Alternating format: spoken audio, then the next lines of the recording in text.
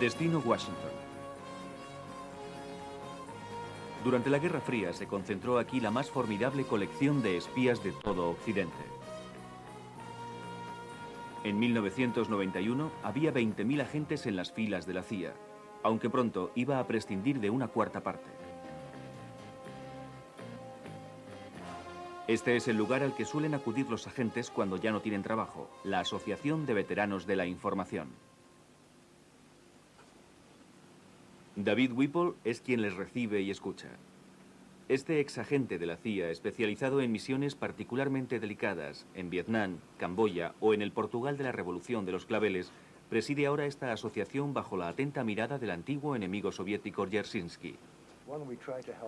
Nosotros intentamos ayudar a todas aquellas personas que abandonan los servicios de inteligencia, pero que están todavía en edad de iniciar una segunda etapa profesional.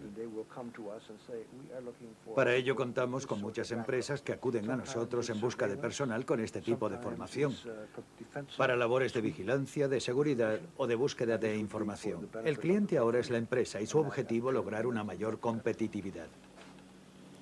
Una vez reciclados, los agentes saben que la guerra ha cambiado. Las reglas ya no son las mismas y los enemigos tampoco.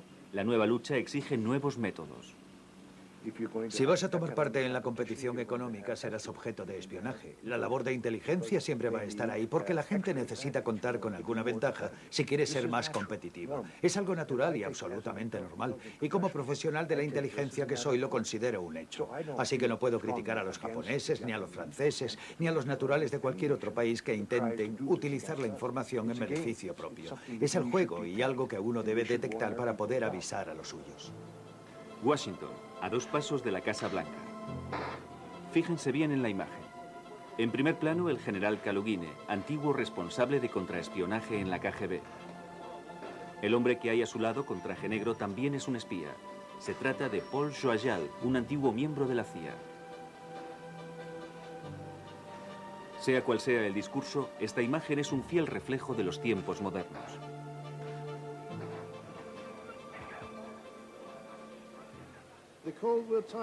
En la Guerra Fría, el objetivo era eliminar a nuestros enemigos, y en ese sentido Occidente era el enemigo número 1. Hoy, sin embargo, se ha convertido en nuestro socio, pero a pesar de todo es necesario llegar hasta su interior y conocer sus más profundos secretos si es que queremos combatir equitativamente en esta nueva guerra. En una guerra tan competitiva, en un mundo de tanta competencia como este, es necesario encontrar fórmulas para que todo el mundo gane. Puede que tú salgas un poquito más beneficiado que yo, pero lo importante es que los dos salgamos ganando. Ese debe ser el objetivo de cualquier propuesta. Y creo que ahí reside la principal diferencia entre el periodo, digamos, comunista y el capitalista. Durante el comunista, si yo ganaba, tú perdías. Mientras que en un mundo capitalista, si yo gano, también tengo que encontrar la forma de que tú también ganes. Y eso estimula a tu competidor para trabajar mejor, porque repercute en beneficio de tu país o del mundo entero, si hablamos en términos generales. Es cierto, mantiene vivo el espíritu competitivo. Es lo que mantiene a la humanidad con vida, moviéndose, trabajando, compitiendo y progresando por el bien del ser humano. Hay quien dice que ahora que la Guerra Fría ha terminado es cuando comienza el verdadero trabajo. Yo también opino así. Creo que ha llegado el momento de ponernos a trabajar de verdad. Eso es. Esta reunión es la prueba de que en esta nueva guerra, los viejos enemigos se pueden convertir en aliados e incluso en amigos. Aunque también en esta guerra, los viejos amigos pueden convertirse en enemigos. Y para demostrarlo, un ejemplo. En 1989, la CIA acusa al servicio de inteligencia francés de espiar a directivos americanos en los aeropuertos y en los aviones de la compañía Air France. Varios dispositivos de escucha habían sido colocados en los asientos de primera clase de todos los aviones procedentes de los Estados Unidos. Y algunos auxiliares de vuelo son incluso acusados de identificar de entre todos los pasajeros a aquellos de mayor interés para los servicios secretos franceses.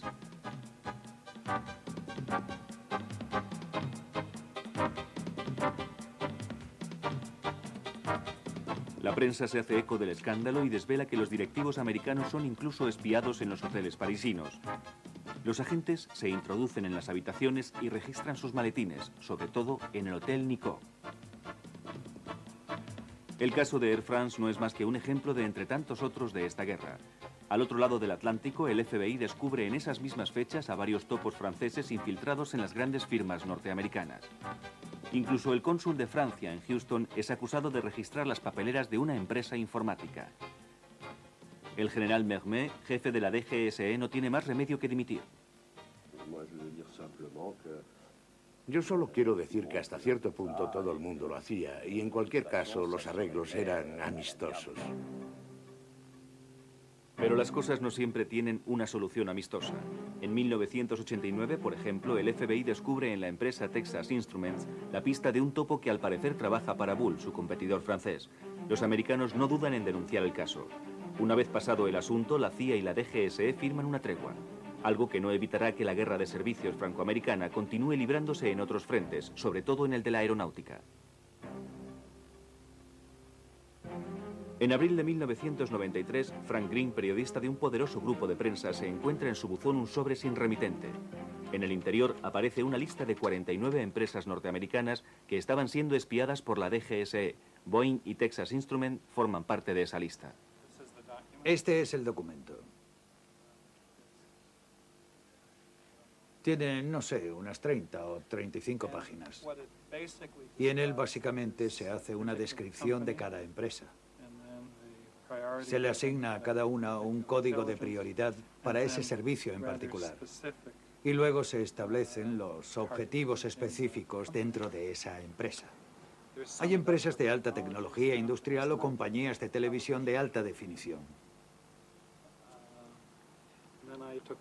Yo fui con esta lista a la embajada francesa y unas 24 horas después me llegó una contestación por escrito que sin discutir la autenticidad del documento se limitaba a decir: este documento no ha sido facilitado oficialmente por nuestro gobierno.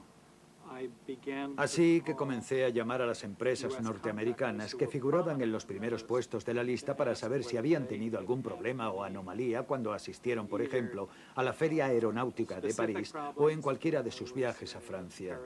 Alguno de sus empleados ha perdido un maletín y de hecho encontré a alguien que efectivamente lo había perdido. Yo seguí llamando a las empresas que figuraban en la lista. Quería saber si se trataba de una lista teórica, es decir, de una compilación ideal de todo lo que deberíamos saber, o si realmente se habían decretado acciones al respecto. Y mi impresión fue que había unas cuantas operaciones que se habían llevado a cabo.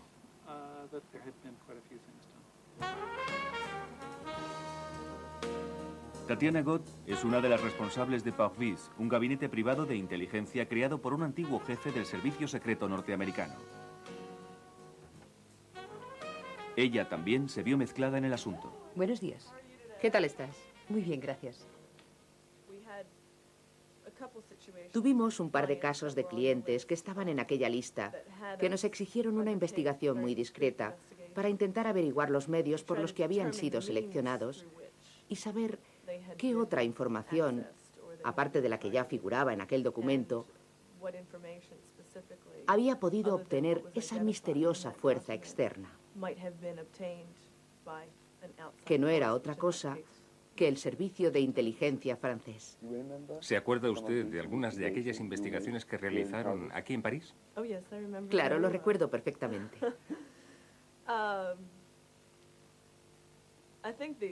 Creo que de la única de la que puedo hablar es de una empresa vinculada al mundo financiero.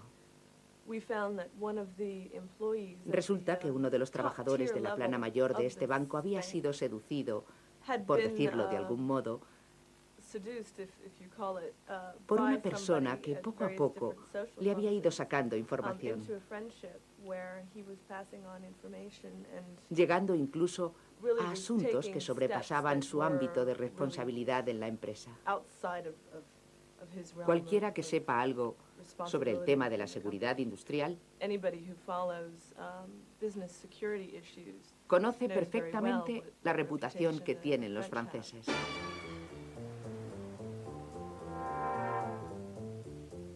El hombre que vive en esta casa de las afueras de París fue quien introdujo el espionaje económico en el seno de los servicios secretos franceses. Se trata de Pierre Marion. Este antiguo director de la DGSE no ocupaba ese cargo en el momento en que apareció la famosa lista, pero se trata de uno de los hombres mejor informados sobre este tipo de prácticas. Por lo que he oído decir sobre el documento, me hace pensar que se trata de algo que se ha realizado con el fin de provocar unas determinadas consecuencias.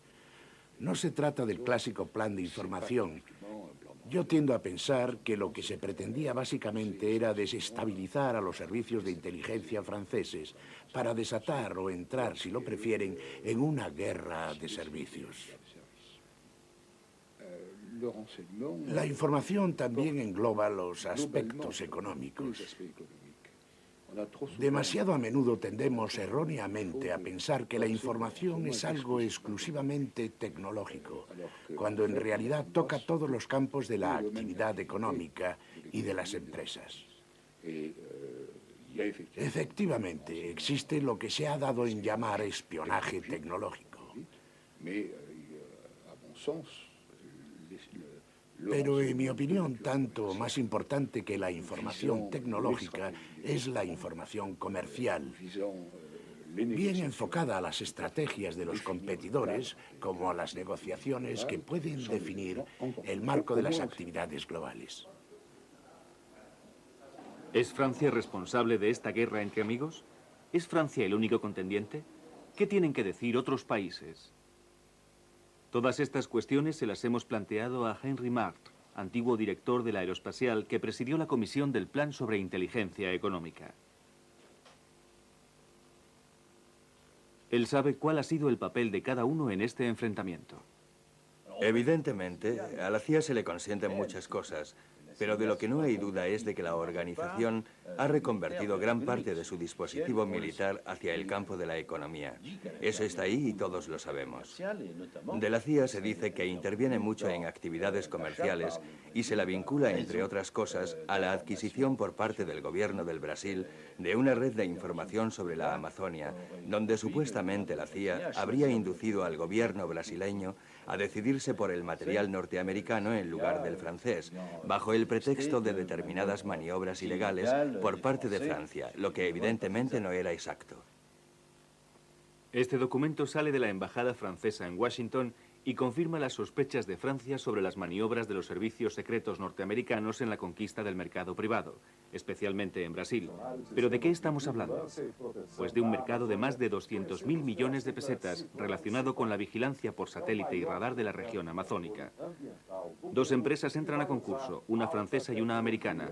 Thomson, la francesa, está a punto de hacerse con el contrato.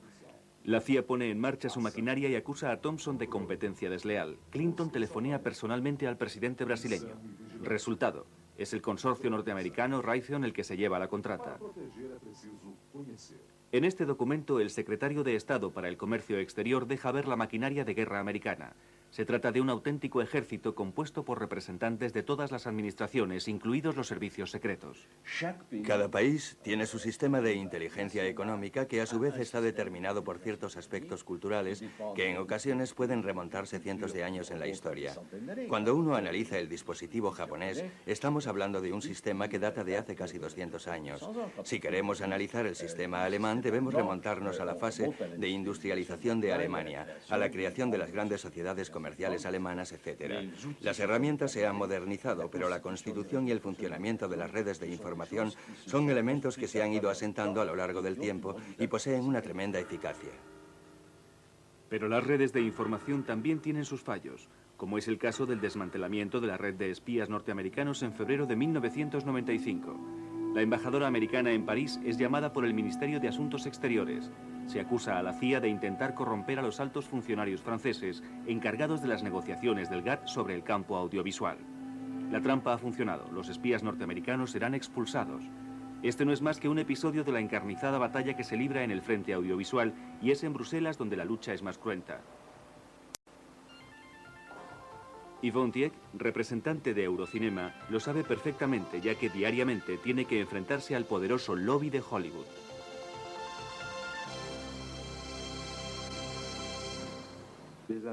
La industria audiovisual norteamericana es más fuerte y está mejor representada aquí en Bruselas que los sectores nacionales de los distintos Estados miembros, tanto en el campo de la música como de la prensa escrita.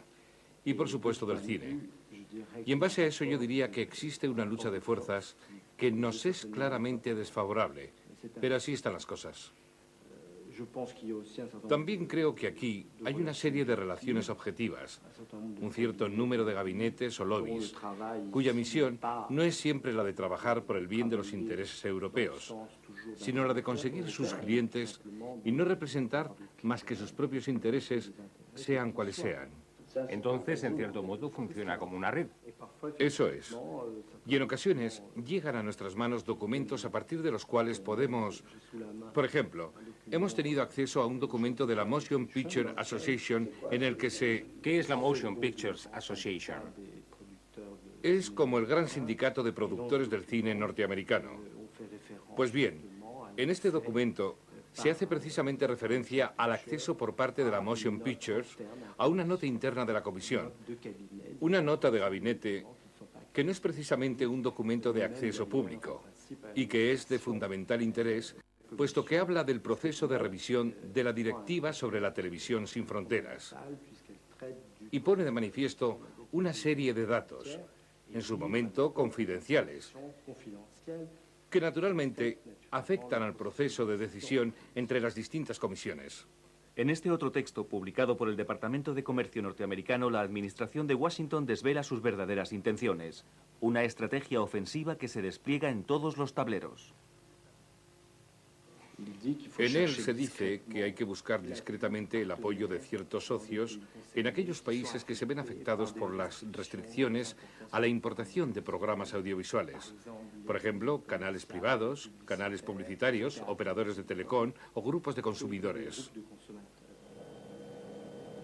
Dirección Estrasburgo. La batalla se libra también en el Parlamento Europeo. Luciana Castellina, que preside la Comisión Cultura y Medios de Comunicación, sabe alguna que otra cosa. Su comisión es la que se encarga del informe sobre las cuotas televisivas europeas. Aquí hay mucho en juego. Varios miles de millones de dólares. Un verdadero filón que vuelve loco a más de uno. Hay distintos tipos de lobbies.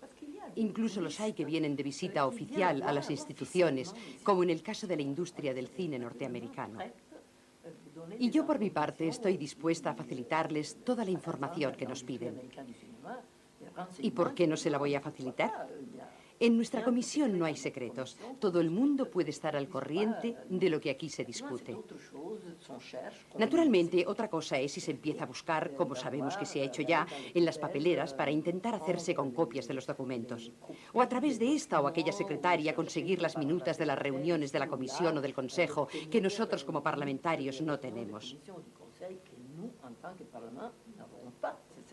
Tal vez sería mejor que las negociaciones fuesen a puerta abierta y que, por lo tanto, no hubiese necesidad de recurrir a los servicios secretos.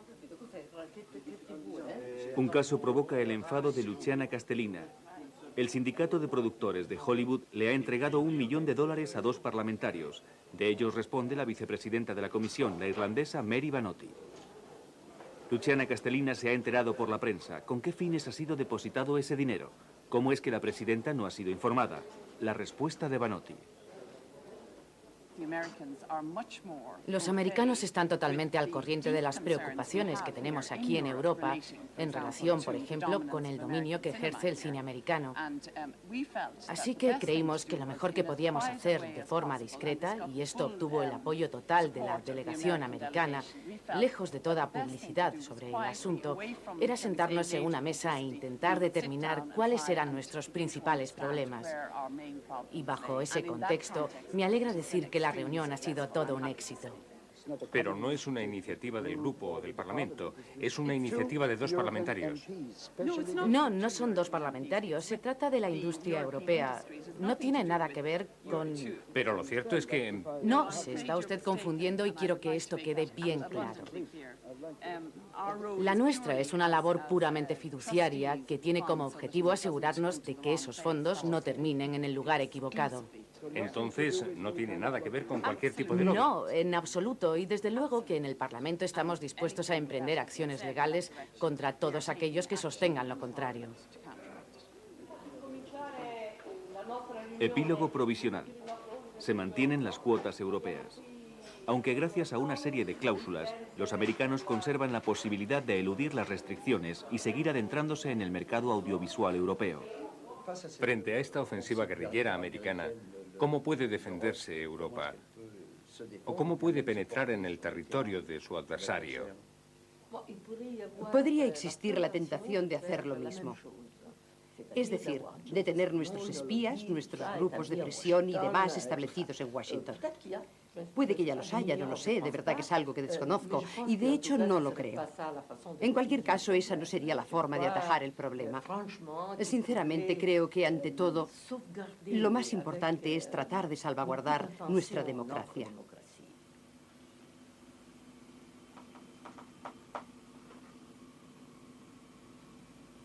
Washington. Nos encontramos en las oficinas de Michael Smith, el primer embajador americano próximo al GATT. Curtido en todo tipo de negociaciones internacionales, Smith conoce mejor que nadie los trucos y las reglas de esta guerra comercial. La semana pasada pudimos leer en la prensa que el mediador norteamericano encargado de negociar con los japoneses estaba recibiendo ayuda por parte de la CIA. ¿Cuál es su reacción al respecto? Espero que así fuese. Después de todo, para eso están las agencias de información. Bueno, uno tiene que tener en cuenta que dentro de un ámbito comercial, la gente siempre trata de conseguir ventaja. Y eso es absolutamente normal. Existe un dicho que todos los jugadores de bridge conocen y que dice: una buena mirada vale más que 2 descartes. Bueno, pues el mismo principio se puede aplicar a la competencia internacional. Si uno estuviese al corriente de lo que va a hacer la competencia, sería irresponsable no aprovechar esa información en beneficio de sus accionistas. Cuando yo participaba en aquellas negociaciones, tenía por seguro que en cada una de las habitaciones en las que entraba había un micrófono, que en cada lámpara había un dispositivo de escucha, y que si quería tener una charla privada con mi equipo o con mi delegación, lo mejor era salir a pasear por la orilla del río y rezar para que no hubiese micrófonos en los árboles. Teniendo en cuenta su propia experiencia, ¿diría usted que el gobierno francés, que los servicios de inteligencia franceses son bastante agresivos en este campo? Son agresivos y no son demasiado discretos, en el sentido de que, por ejemplo, yo me daba perfecta cuenta de cuándo me estaban espiando.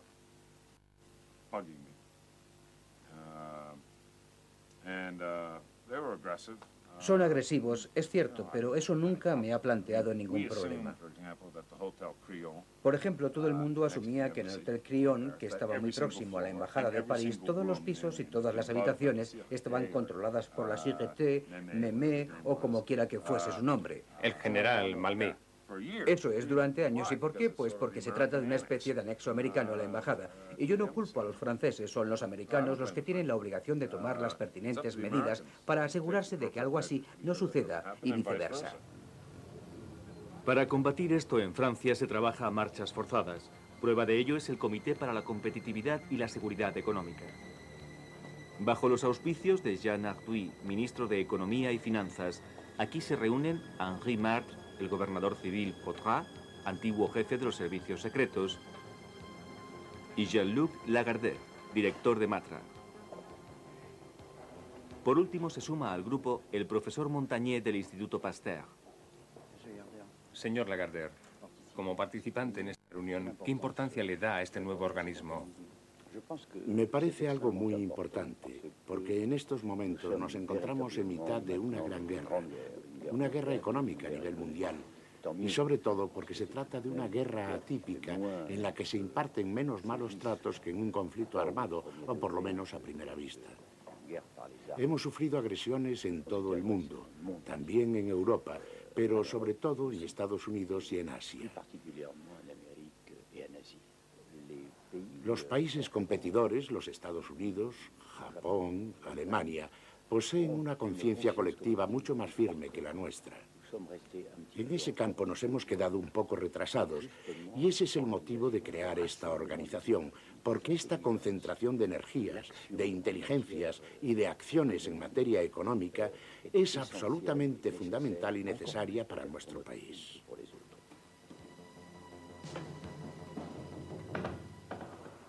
A la sombra del Ministerio de Economía surge Marne la Vallée, un instituto universitario de tecnología absolutamente novedoso donde se enseñan las nuevas estrategias de inteligencia económica. Y en ese sentido no puede resultarnos extraño encontrarnos a un agente del contraespionaje explicando el manejo del nuevo armamento informático. En el 86 se instaló en la DST un equipo que tenía como objetivo luchar contra todas las formas de piratería informática. Se trata de una práctica que poco a poco ha ido extendiéndose y en la cual hoy tenemos aproximadamente a una veintena de tenientes, capitanes y comandantes que solo se dedican a eso.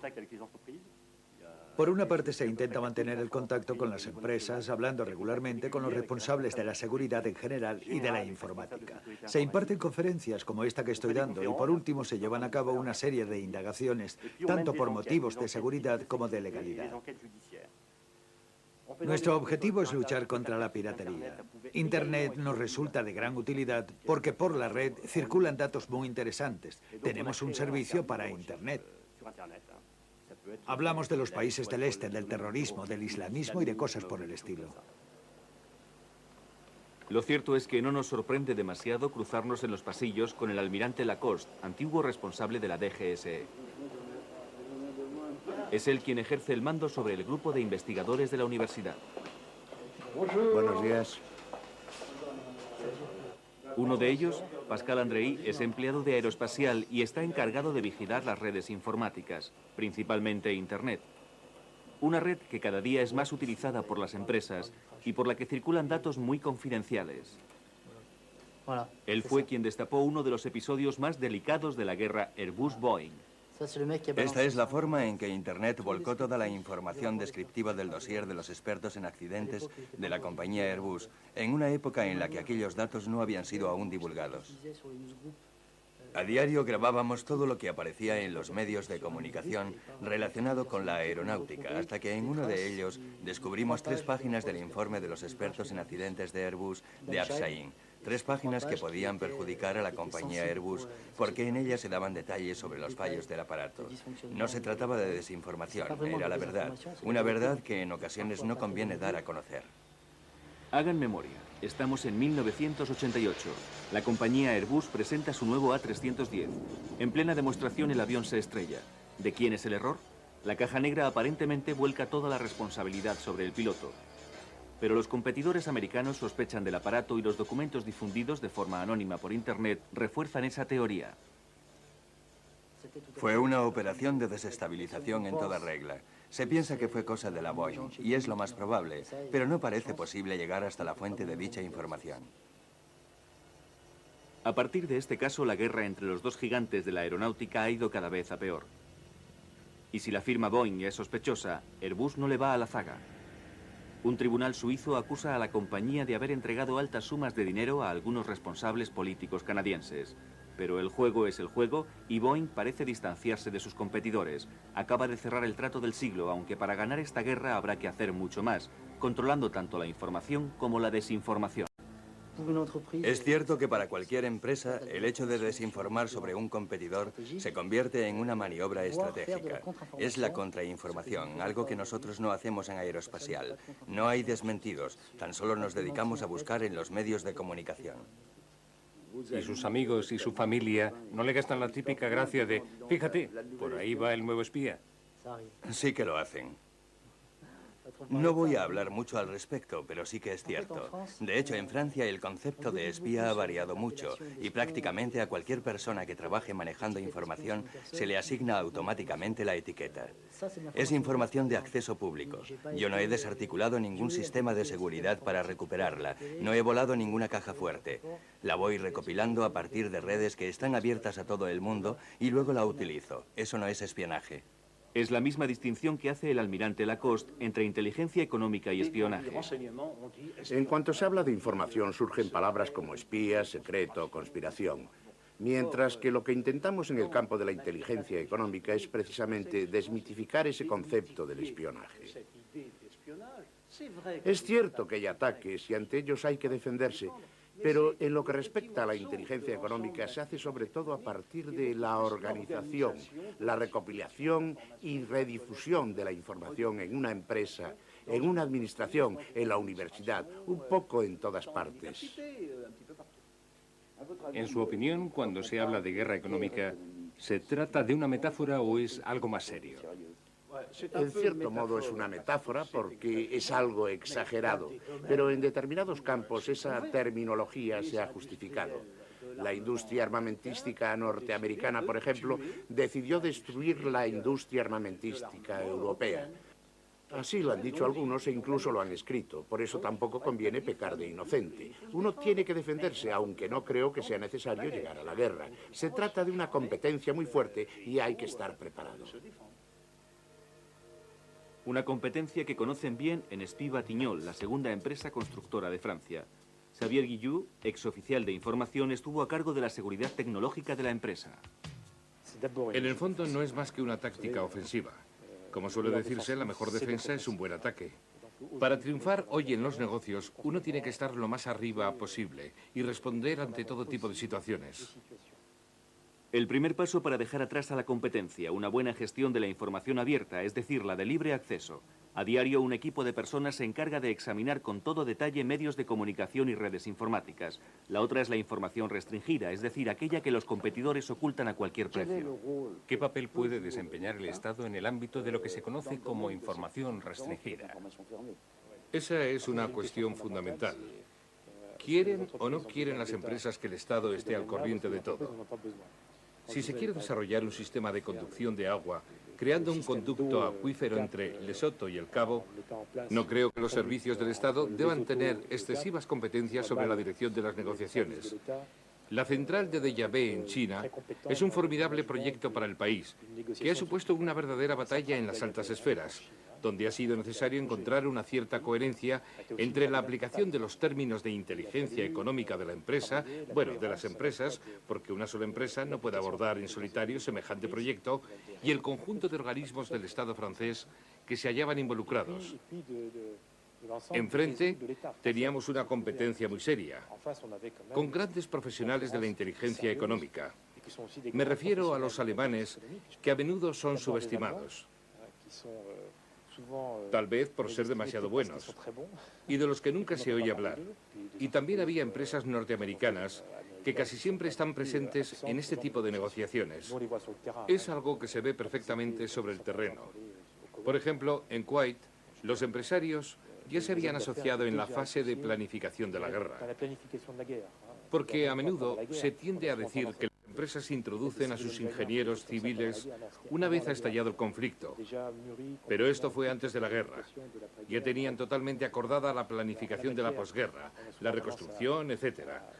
Por lo general, tenemos tendencia a diabolizar la competencia americana. Pues bien, los franceses han desarrollado, a raíz de una serie de experiencias que se han vivido en el Líbano, en Kuwait o en Camboya, ese mismo tipo de prácticas. Se ha puesto en marcha una estrecha fusión de competencias de empresas, tanto en el campo militar como en el diplomático, a través de una operación llamada de asuntos civiles dentro del esquema de la ONU. Por ejemplo, en la ex-Yugoslavia, las empresas francesas llevan más de 2 años establecidas en los Balcanes y no lo sabe nadie. El señor Guillou sabe de lo que habla. Aquí lo tenemos en Bosnia, en representación de Espy-Batignolles, aunque bajo el uniforme de los cascos azules. ¿Es esta imagen la prueba de que este tipo de prácticas ya está instaurado? Ya nadie espera a que llegue la paz para decretar la reconstrucción, o mejor dicho, la explotación inteligente del terreno. Eso es algo que se lleva a cabo mucho antes. Al otro lado del Atlántico, en la Casa Blanca, se denuncian las prácticas de los países competidores.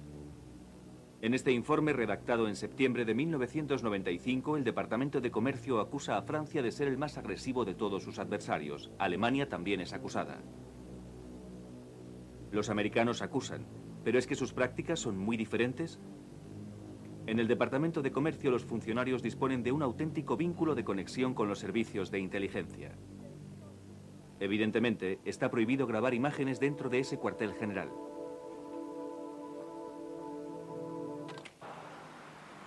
Pero la gran diferencia en el país del liberalismo es que las grandes multinacionales no esperan que todo les venga del Estado. Los directivos americanos ya han aprendido a defenderse solos. Con una cierta regularidad, los responsables de la seguridad económica se reúnen para cotejar sus experiencias. En esta ocasión son las cúpulas de IBM y de Sun Valley las que exponen sus puntos de vista sobre los peligros que se ciernen sobre sus empresas. El terreno de juego ha sufrido muchos desperfectos. Ya no es un terreno equilibrado. Yo sé cómo proteger mi información de cualquier otra empresa local, pero desde el momento en que países enteros se lanzan a la búsqueda y recopilación de información, las reglas ya no son las mismas y yo no puedo seguir jugando, por mucha rabia que me dé.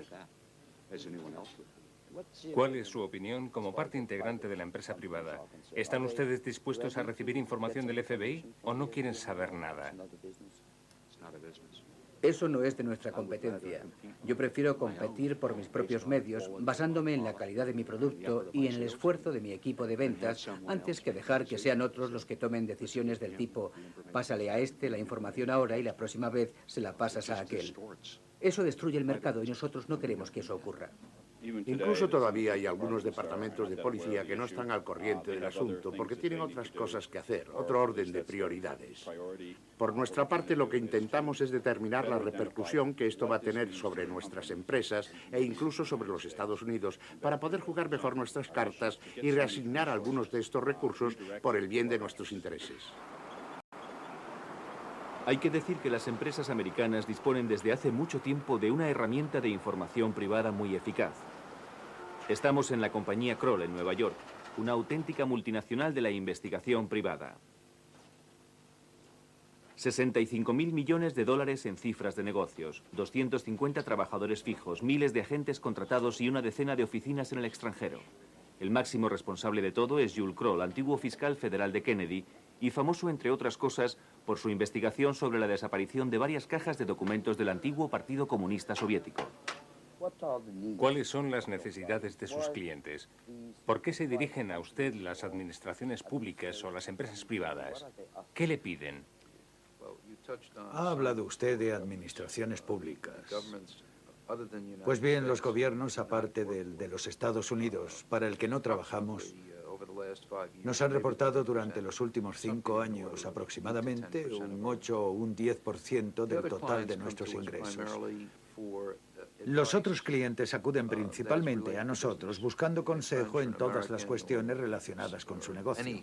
Por ejemplo, una empresa francesa o americana que decide extender su actividad por algún lugar del mundo que considera puede llegar a ser peligroso y quiere diseñar una estrategia para proteger a su personal, evitar posibles secuestros o asegurar las instalaciones. Así es como trabajamos para la empresa privada. La ayudamos a desarrollar su estrategia, como hicimos con el World Trade Center después del desafortunado atentado llevado a cabo por los extremistas. Y por ejemplo, en el caso de Perrier, cuando se descubrió la presencia de benzina y Perrier, dijo que se trataba de algún tipo de manipulación. ¿Qué hicieron para determinar si se trataba o no de una manipulación? No sabía que nuestra intervención en ese caso fuese algo conocido. Alguien nos lo comentó en una entrevista. ¿Sí? Muy bien. Enero de 1991, un laboratorio americano descubre restos de benzina en una botella de Perrier. Todo un regalo para los competidores americanos. Perrier retira inmediatamente todas sus botellas del mercado. La acción se dejó notar en la bolsa.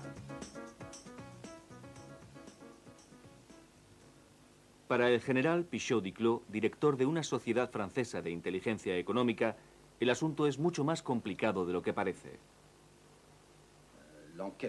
La investigación técnica explicaba que efectivamente había ciertos indicios puramente accidentales y que de cualquier forma la cantidad de benzina no era era inferior a la que se filtraba por los grifos de la firma americana.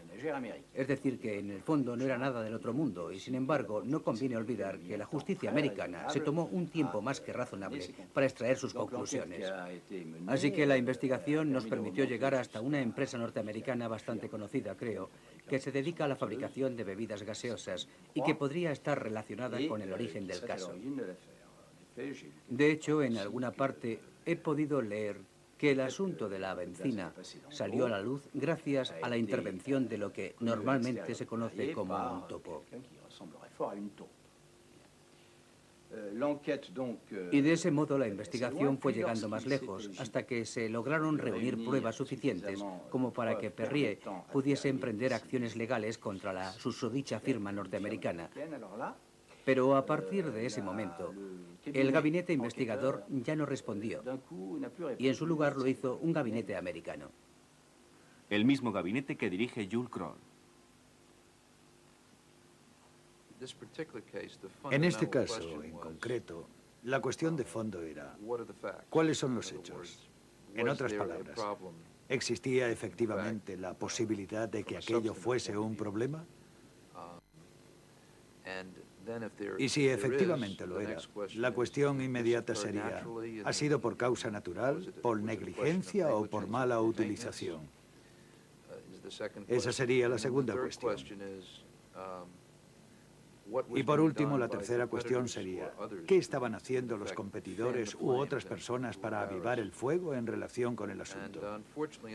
Desgraciadamente, en este caso se trataba de un problema relativamente modesto, aunque sustancialmente no dejaba de ser un problema. Para serles sincero, no sé si llegamos a descubrir si alguien estaba avivando el fuego, pero como en la mayoría de situaciones competitivas, siempre hay que dejar sitio para la duda. Pero no recuerdo exactamente cuáles fueron los detalles del caso. Existían ciertas sospechas, pero francamente no me acuerdo de cuáles fueron los resultados de nuestra investigación. Gracias. Una vez revisados los datos, efectivamente Kroll llevó a cabo indagaciones para Perrier, pero no sobre el asunto de la bencina tal y como nos precisa la agencia. Ya no podremos saber nada más sobre el misterioso fabricante norteamericano de bebidas gaseosas, pero sin embargo queda un pequeño borrón sobre el verdadero papel que desempeñó la agencia Kroll, un borrón que alimenta los rumores. ¿Qué le contestaría usted a las personas, a determinados medios franceses que recientemente han acusado a su organización de ser una especie de caballo de Troya de los servicios de inteligencia norteamericanos? Pues que es absolutamente falso. Nunca, jamás hemos aceptado ni directa ni indirectamente una misión en nombre de la CIA.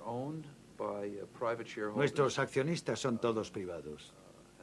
Y yo puedo responder por cada uno de ellos, porque todos trabajan aquí. También contamos con un gran accionista, que en este caso es una gran compañía de seguros. Y puedo afirmar categóricamente que ni lo hemos sido, ni lo estamos siendo, ni lo seremos en un futuro. Francamente, la nuestra sería la última empresa a la que acudiría un servicio de inteligencia. Es mucho más conveniente actuar a través de empresas de consultoría, de confidentes, de ingeniería, de marketing. Quiero decir que lo nuestro es infiltrar a la gente en las organizaciones. ¿Para qué se iba a dirigir a una de las mayores empresas de investigación? Es absurdo. No obstante, es una idea que determinadas personas, no solo en Francia, sino también en otros lugares, están filtrando en beneficio propio. Pero yo le puedo decir que eso es falso.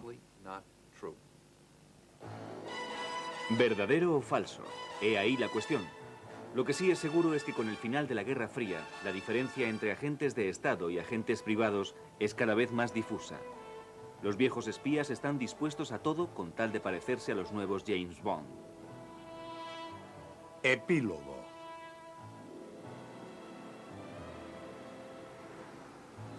A nueva guerra, nuevas armas y nuevas técnicas.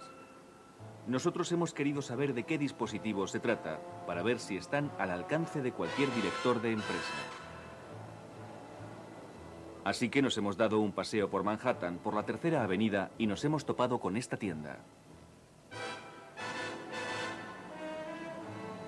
Señoras y señores directores de empresa, fíjense bien en lo que viene a continuación. Se trata del material indispensable para lanzarse a la conquista de los mercados de mañana. Hola. Maurice, ¿cómo estás? Pasa, pasa. Gracias. Mientras buscamos un regalo y para terminar este reportaje, miren y déjense tentar. Detectores de humo, teléfonos, despertadores. He aquí un pequeño sistema de cámara portátil. Dentro de una corbata, con un objetivo de 1 milímetro. Increíble. Un 32avo de pulgada. ¿En la pluma también? También. Creo que esto te va a gustar. ¿De qué se trata? Un pequeño maletín de seguridad. Si va uno de viaje y le preocupa que alguien le pueda robar los documentos, tiene un buen número de funciones. Alarma, descarga. Te voy a enseñar la descarga. Esto es lo que le puede pasar a alguien que te intente robar el maletín. Aprietas este pequeño botón del mando a distancia y toda la maleta comienza a emitir descargas. Créeme, no tardará en soltarla. Este es un equipo de visión nocturna, un dispositivo militar para ver en la oscuridad. ¿Qué tipo de clientes vienen aquí? Bueno, somos la compañía fabricante de estos productos y los comercializamos por todo el mundo. Hacemos negocios con gente que siente algún tipo de amenaza o que tiene información que quiere proteger. Trabajamos con el gobierno y con personas de una cierta posición, algunas de ellas muy famosas. Pero sobre todo, hombres de negocios. Esos son nuestros principales clientes. Especialmente en todo lo que se refiere a videocámaras ocultas que uno puede utilizar, por ejemplo, para vigilar a la canguro o a la niñera. Pero la mayoría de las ventas las cerramos precisamente con hombres de negocios de todo el mundo. O sea, que todo el mundo espía a todo el mundo. Bueno, en realidad, lo creas o no, la gente que entra aquí es gente preocupada por posibles robos en su negocio, por cuestiones de vigilancia o de protección, suya y de su familia. Eso es lo que dicen. Ya, pero tengo tendencia a creerles. La venta y promoción de equipos de contravigilancia es un gran negocio. Estoy seguro de que cualquier país, no solo los Estados Unidos, aunque sea a través de algún departamento de gobierno, posee algún listado con las cantidades de dinero que se pierden por las escuchas, los pinchazos telefónicos o el tráfico de información. Es así de sencillo. Sé que cuesta creerlo, pero ya es algo normal. Aquí en los Estados Unidos, la mayoría de los directores de las grandes compañías que usa el teléfono para hablar de asuntos importantes lo hace a través de líneas protegidas. Están protegiendo su información, porque hay muchísimo dinero en juego.